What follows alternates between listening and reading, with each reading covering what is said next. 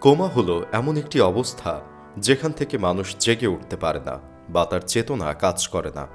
যখন কেউ পরিবেশের কোনো উদ্দীপনায়, যেমন শব্দ, আলো, ব্যথা ইত্যাদিতে সাড়া দেয় না এবং তার ঘুম জাগরণের কোনো চক্র আর অবশিষ্ট থাকে না, তখন সে কোমায় আছে বলে ধরা হয়।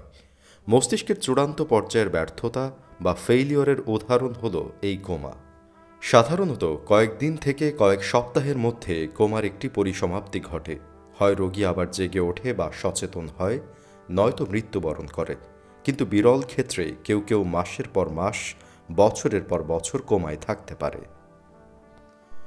কোমার কাছাকাছি দুটি শব্দ হল ব্রেইন ডেথ আর ভেজিটেটিভ স্টেট।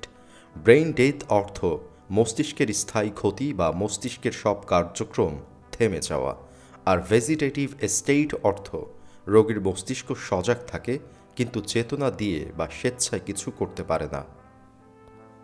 ভিডিওর মূল পর্বে যাওয়ার আগে অনুরোধ করব, আপনি যদি আমাদের ইউটিউব চ্যানেলটিতে এখনও সাবস্ক্রাইব করে না থাকেন তাহলে এখনই সাবস্ক্রাইব করে বেল আইকনটি প্রেস করুন। কোমার কারণ। নানা ধরনের রোগ ও শারীরিক সমস্যার কারণে মানুষ কোমায় চলে যেতে পারে, যেমন স্ট্রোক, মস্তিষ্কের টিউমার, মস্তিষ্কে হেমারেজ বা রক্তক্ষরণ, মস্তিষ্কে সংক্রমণ, অ্যাবসেইস, থ্রোম্বোসিস অর্থাৎ রক্তনালী বা হৃদযন্ত্রে রক্ত জমাট হওয়া ইত্যাদি।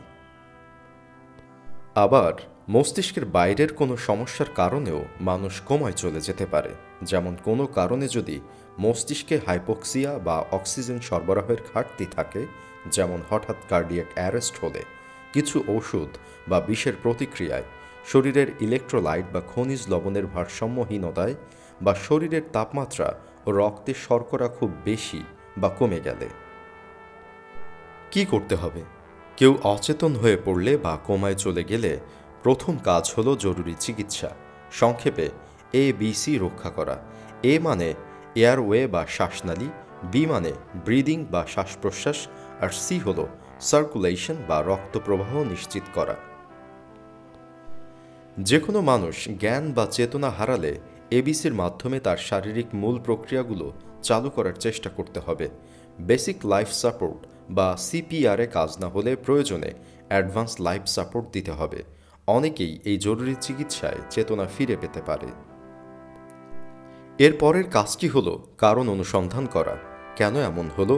কিছু কিছু ক্ষেত্রে কারণ সহজেই অনুমান করা যায়, যেমন সড়ক দুর্ঘটনা ঘটার কারণে মস্তিষ্কে আঘাত পাওয়া, বা অতিরিক্ত বমি বা ডায়রিয়ার কারণে রক্তে ইলেকট্রোলাইট কমে যাওয়া, কিংবা একজন ডায়াবেটিসের রোগীর হাইপোগ্লাইসেমিয়া হয়ে যাওয়া। ইতিহাস ও শারীরিক পরীক্ষার মাধ্যমে কারণ বের করা গেলে এবং সে অনুযায়ী দ্রুত চিকিৎসা করা হলে রোগী কোমা থেকে উঠে আসতে পারে। যেমন হাইপোগ্লাইসেমিক কোমার রোগীকে শিরায় গ্লুকোজ দেওয়া হলে বা ইলেকট্রোলাইট ইমব্যালেন্সের রোগীকে যথাযথ স্যালাইন দিলে তার জ্ঞান ফিরে আসবে।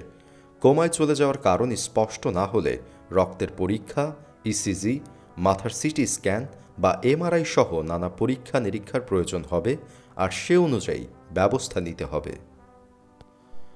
পরবর্তী সময়ে কি হতে পারে? আগেই বলেছি, কারণ জানা গেলে আর দ্রুত চিকিৎসা নিশ্চিত হলে অনেক রোগী জ্ঞান বা চেতনা ফিরে পায় আর সুস্থ স্বাভাবিক জীবনে ফিরে যেতে পারে। আর তা যদি না হয় তবে দুই রকম ঘটনা ঘটতে পারে। এক, অবস্থার আরও অবনতি ঘটে আর মৃত্যুবরণ করে। আর দুই, কেউ কেউ স্থায়ী ভেজিটেটিভ স্টেটে চলে যায়। এর মানে তার রক্তচাপ, হৃদস্পন্দন, শ্বাস প্রশ্বাস ইত্যাদি গুরুত্বপূর্ণ বিষয় ঠিক থাকলেও সে আর কোনো দিন চেতনা বা জ্ঞান ফিরে পায় না। এ অবস্থায় রোগী দীর্ঘদিন থেকে যেতে পারে।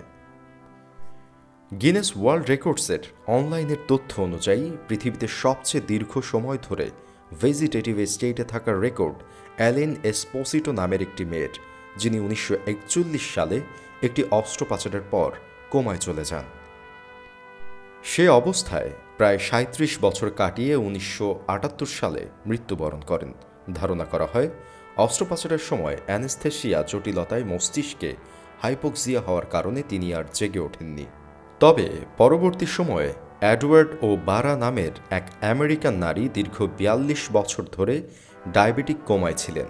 দীর্ঘকালীন কোমা নিয়ে সবচেয়ে বেশি আলোচনায় ছিলেন ভারতীয় নার্স অরুণা সৌনবাগ।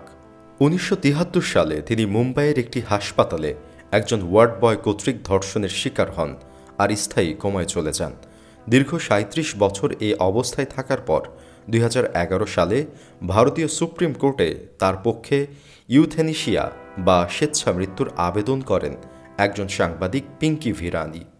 আদালত এই আবেদন নাকচ করে দিলেও ভারতে ইউথেনেশিয়া তথা স্বেচ্ছা মৃত্যুদানের আইন প্রথম চালু হয়।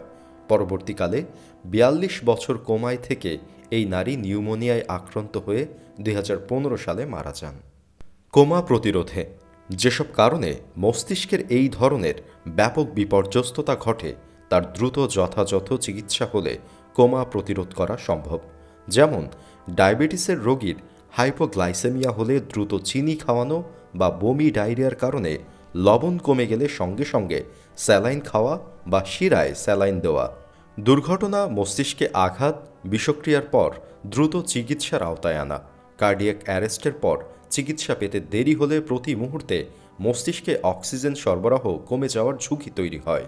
তাই যে কোনো কারণে একজন মানুষ অচেতন বা অজ্ঞান হয়ে পড়লে যদি দ্রুততম সময়ে তাকে বেসিক লাইফ সাপোর্ট দেওয়া হয় তবে এই ধরনের দুঃসহ পরিস্থিতি প্রতিরোধ করা সম্ভব। আমাদের আজকের আয়োজন এ পর্যন্তই। আশা করছি এই ভিডিওটি আপনার ভালো লেগেছে।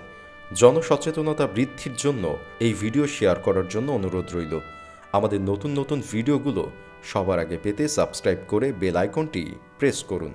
এরপর কোন বিষয়ের উপর ভিডিও দেখতে চান তা কমেন্ট করে জানাতে ভুলবেন না। ধন্যবাদ সবাইকে।